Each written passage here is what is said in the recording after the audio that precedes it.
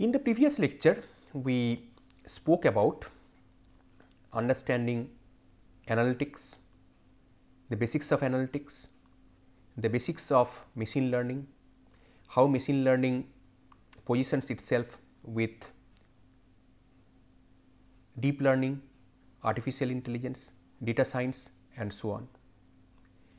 So, that is basically the analytics. That means you have the data and you have to make sense out of the data. You have to get intelligence out of the data, the intelligence that is latent inside the data. You have to get that intelligence out.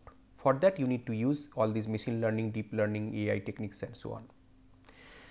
But the question is, where do you store the data? One thing is storing the data. How and where you are going to get the infrastructure that is necessary for the processing of the data? How you are going to get it? How you are going to get access to it? How much of this data will be made available? How much you have to pay for it? When do you buy? Whether you at all you buy or not. So, buying the computing infrastructure I am talking about, right. So, that is a challenge. So, that is where this cloud computing technology has been proposed. So, this is a technology that has become very popular now. So, nowadays people have reduced, most of these organizations, the businesses, they have reduced buying the computing infrastructure, but are taking help of many of these online computational resources that are available through subscription models. So, you could subscribe, you could basically register yourself to any of these computational platforms. You could subscribe to these platforms, pay for whatever you are using and could use their platforms.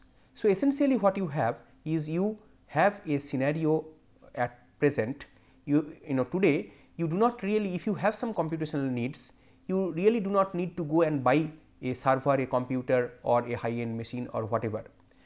It is sufficient nowadays in most of the cases to basically subscribe yourself to some of these online computational resources and try to use them. So, that this will make it clearer in the next few moments, but let us try to get an overall understanding of the things.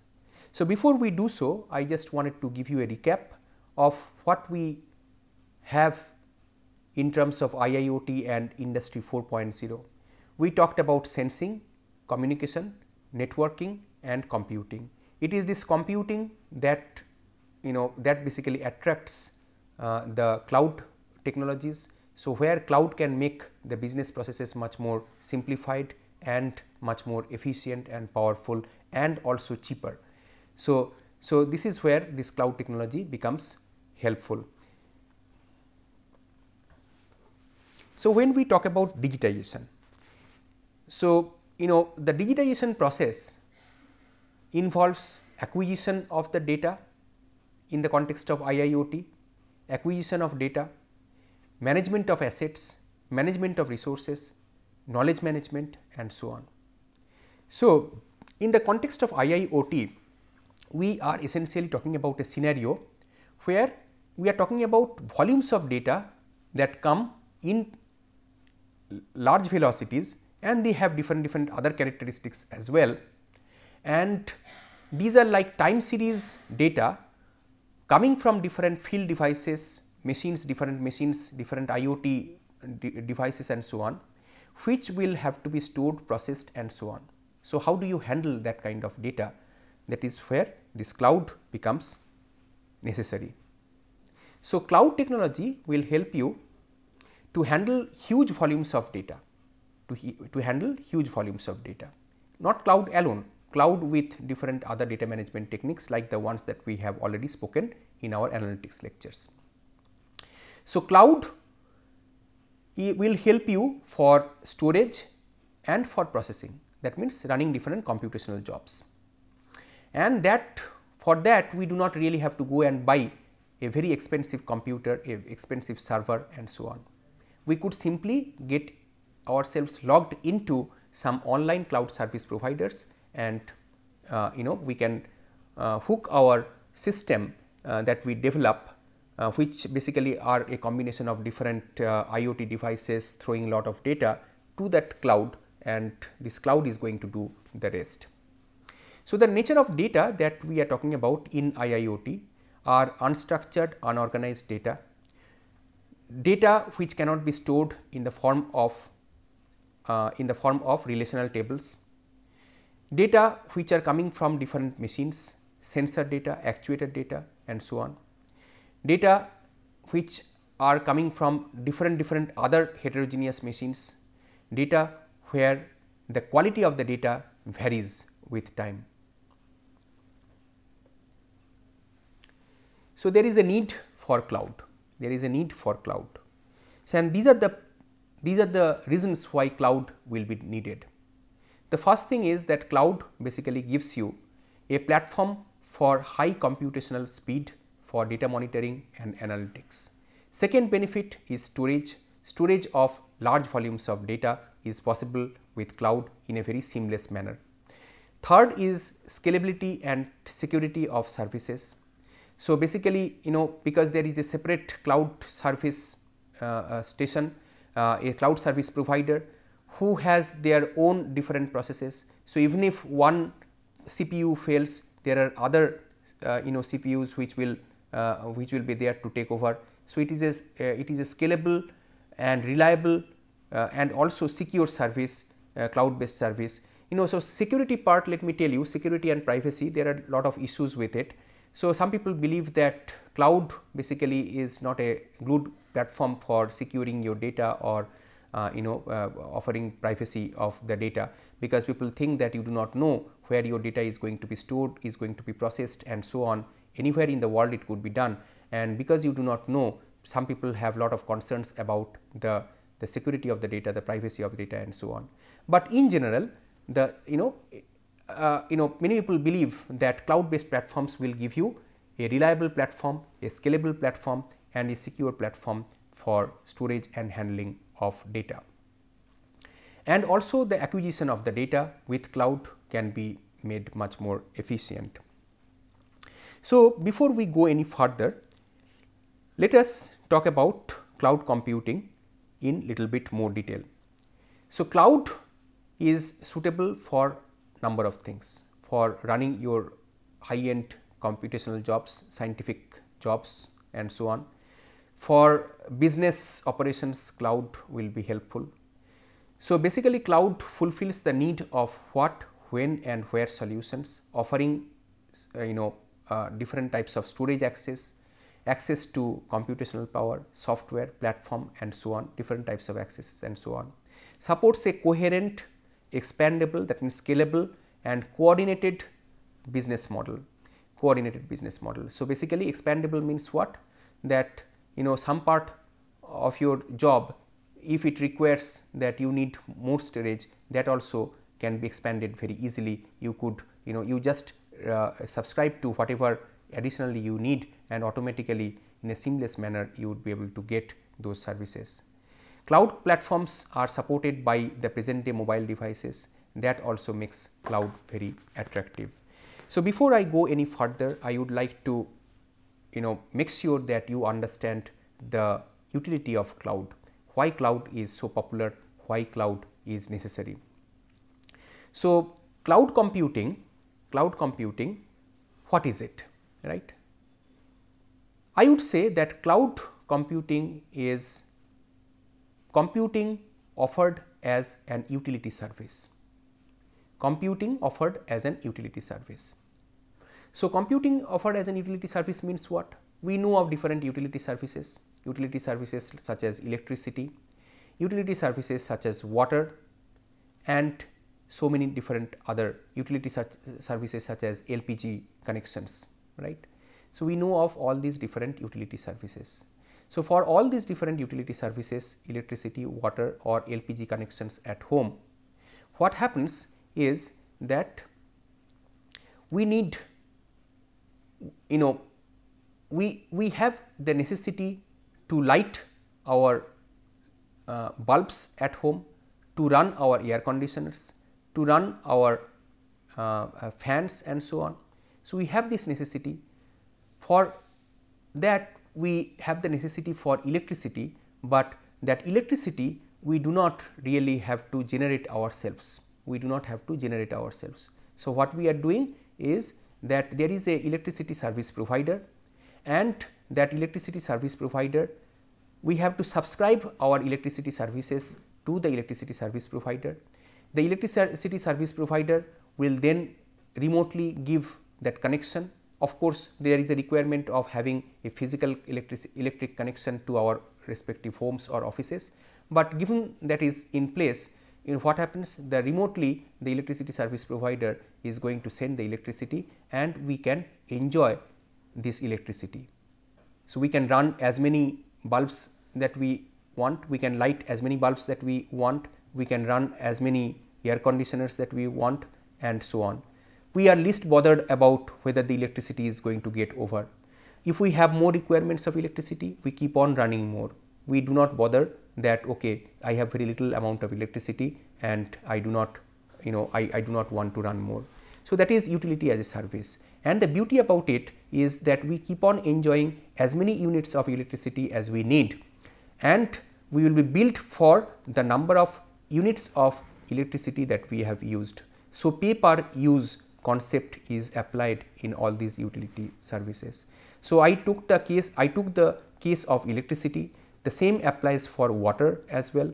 So, water, electricity and many different other services basically follow the pay per use model, because we are metered, we are getting metered service, and will be billed based on the number of units of the meters of consumption that we will have for each of these utility.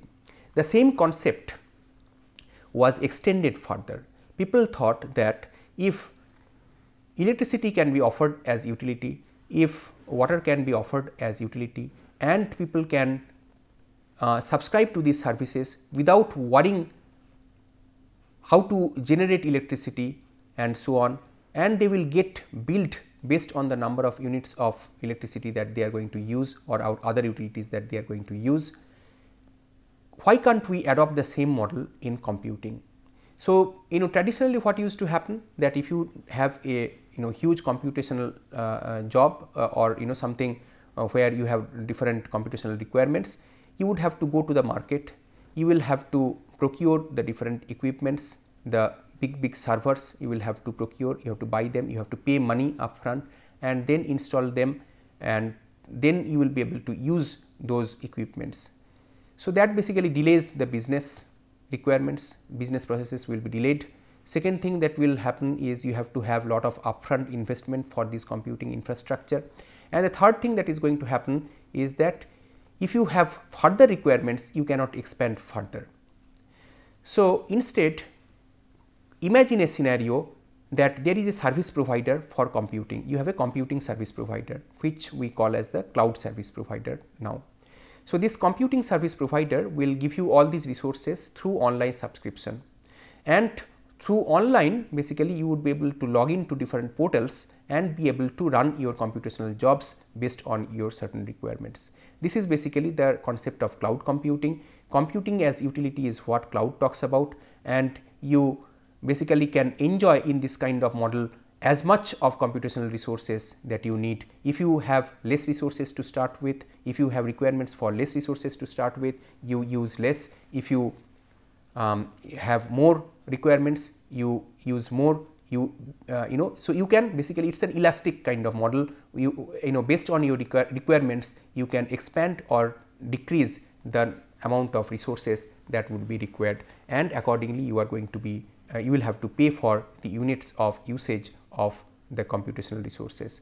So, this is basically the whole idea or the story of cloud computing and how it evolved and what are the benefits of cloud computing. So, cloud computing, there are different models of cloud, there are different models. It started with 3 different models. So, whether it is home, hospitals, factories or whatever, there are different computational resources available in the form of cloud, and you will have infrastructure, that means computing infrastructure in the form of computational resources, CPU, storage, network and so on. So, that is the infrastructure computing resource. Then you have the platform resource, which is basically in the form of the development platform, the middleware, services, database, runtime and so on, the platform resources. And on the other resource is basically the application resources or the software, where we are talking about different software performing monitoring, decision making, analytics, predictions and so on. So, all of these computational resources, software, platform and infrastructure can be made available on a pay per use kind of basis. So, now I was talking about all these different cloud models and the services. So, there are, to start with, there were three fundamental services. One is the SaaS, software as a service, the next one is PaaS, which is platform as a service, and the third one is IaaS, which is the infrastructure as a service. Software as a service, basically over here we are talking about industrial applications with web or programming interface, and based on the requirements of the industry clients, there are different software that could be used, can be subscribed to, and these will serve for coming up with the final product. So, these software will be made available for these different development and or different use. So, everything, this software as a service basically is managed through this software as a service provider. So, there has to be a service provider who is offering all these services and is basically billing us for whatever we are using. Examples from the industrial domain are industrial machinery catalyst, that was developed by Siemens, that is a SaaS cloud for industrial use. Industrial machinery catalyst is the name from of the SaaS cloud from Siemens. Platform as a service, as this name suggests, this service gives development platforms to the industries, development platforms to whoever, but in the industrial context, basically the industries. So, the clients over here have control over the applications and the configuration environment that they have. So, there are different platform services are available, and so people could the developers, particularly the developers, they could be interested in using any of those available platforms, and they do not really have to deploy that platform. Everything is available online through online access, and they could start using them. Some of the examples from the industrial settings are Predix from GE, Sentience from Honeywell, Minesphere from Siemens, and some industrial these are some of the industrial PaaS cloud providers. Software firms like Cumulocity, Boss IoT, Carriers, they offer platform as a service for different IoT industries. Infrastructure as a service, here we are talking about the actual computational infrastructure, the network infrastructure and so on. So, here we are talking about making these computational infrastructure, storage, computers and networks, etc., offering those as services to the clients based on their requirements. So, basically some examples are Microsoft Azure, Google Compute Engine, IBM Smart Cloud, Rackspace Open Cloud, Amazon Web Services, which is basically a combined platform. It has the IaaS and few different other service models are also implemented in Amazon Web Services and so on. So, these are some of these examples of different types of cloud computing models and the services that they offer. So, these are the different models, another classification of these, but before that I wanted to show you something very interesting. So, let me show you an example of the Amazon cloud. So, here as you can see, this is just an instance of this cloud that we are subscribed to, and I just wanted to give you an instance of how it looks like. So, these are the units of CPU, memory, Ethernet and so on to which we are subscribed, and also this basically shows the hard disk storage space, right. So, you could get in, go back, and so on. So, it is it looks very similar to the way it looks for your own PC, but remember that this is not our own PC, this is basically how it looks to the cloud access that we have for the remote computational infrastructure. So, this is one thing, and I would also like to show you another one, which is, so this is basically this is a this one is basically the infrastructure that you are able to see, infrastructure IaaS. So, if we look over here, this is this overall platform that we have also subscribed to. This is basically the platform as a service, Windows platform, as you can see, and this is this thing, and we also I can show you something else. I can show you the software cloud. Another example of the software cloud is basically this Office 365. This is an example of Office, basically Office product, online Office 365. This is an example of your software as a service, right? Software as a service. Like that, actually there are many different other software as a service models that are made available for different users.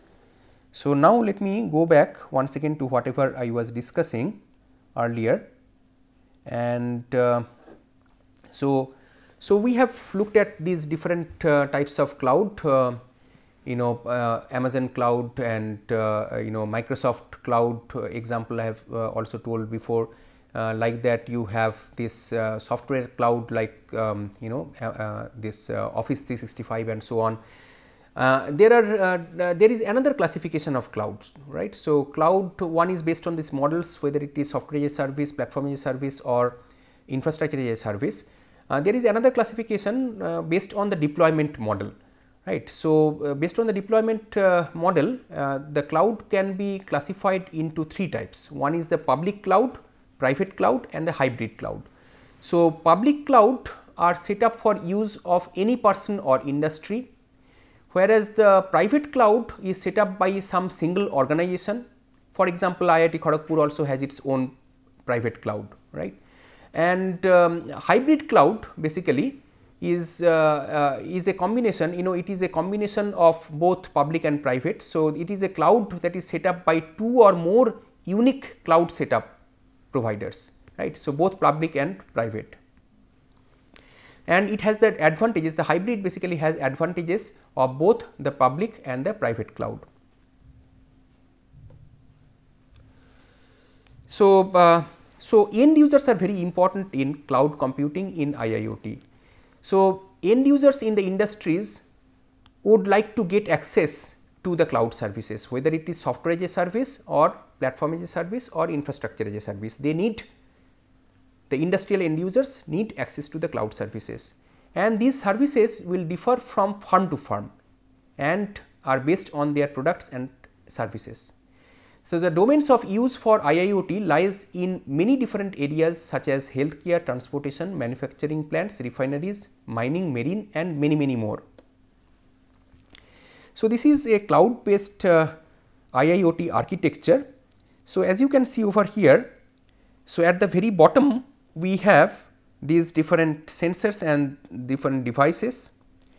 Then there is a gateway layer which has different edge devices and so on, and then you have the data acquisition layer which is at the cloud, and different industrial applications are running on the cloud, right. So, this is a combination of IIoT with cloud, and so we have a cloud IIoT architecture, and essentially for industrial settings of use of cloud, this is what is grossly it is going to happen.